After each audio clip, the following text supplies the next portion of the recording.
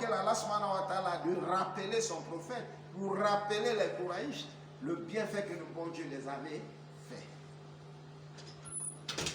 Donc, c'est-à-dire qu'il leur apportait paix, quiétude et bien-être aussi, se doivent de l'adorer seul, l'exclusion de toute divinité et de toutes les idolâtres.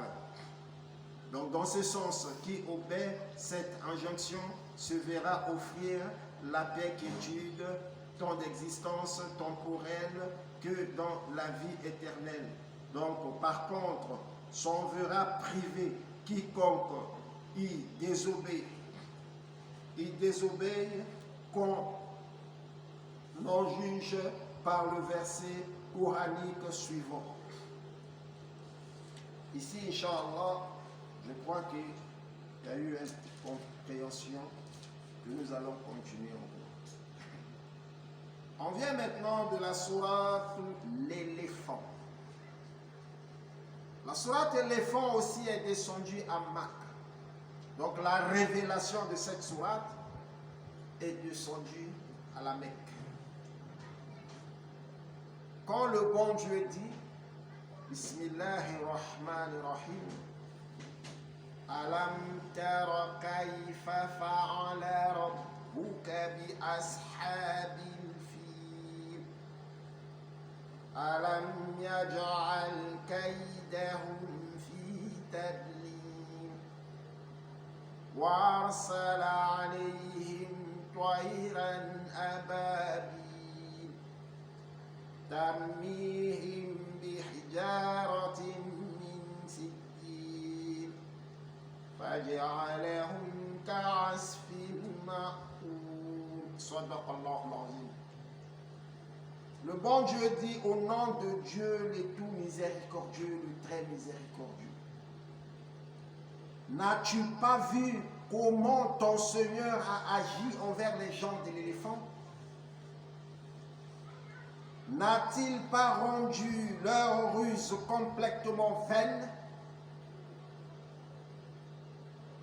On envoyait sur eux des oiseaux par volée qui leur lançaient des pierres d'argile et il les a rendus semblables à une pelle mâchée. Allah subhanahu wa ta'ala nous informe ici. Il y avait un roi.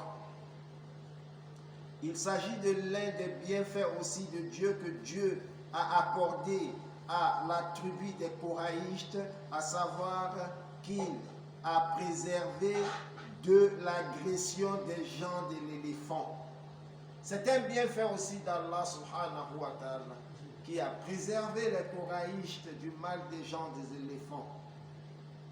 Lesquels étaient déterminés à démolir la Kaaba.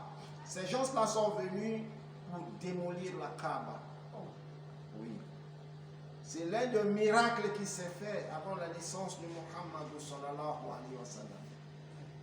Yani, ça se fait le jour même de la naissance de Muhammad sallallahu alayhi wa sallam. Oui, parce que si je ne me trompe pas, je crois que c'est ça.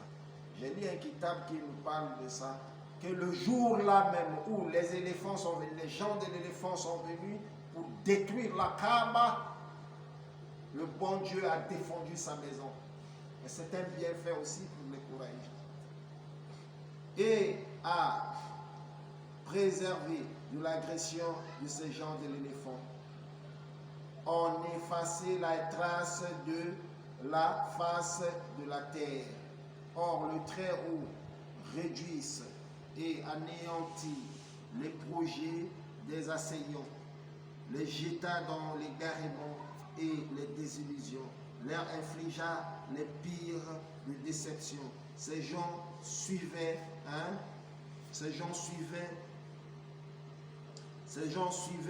les cultes des chrétiens, mais leur confession était à l'époque proche de la religion des Koraïstes, qui pratiquaient l'idolâtre. Tout cela relevait d'une sorte de prémonition, d'une signe avant-coureur, annonçant l'événement du messager de Dieu sallallahu alayhi wa sallam. qui, selon l'opinion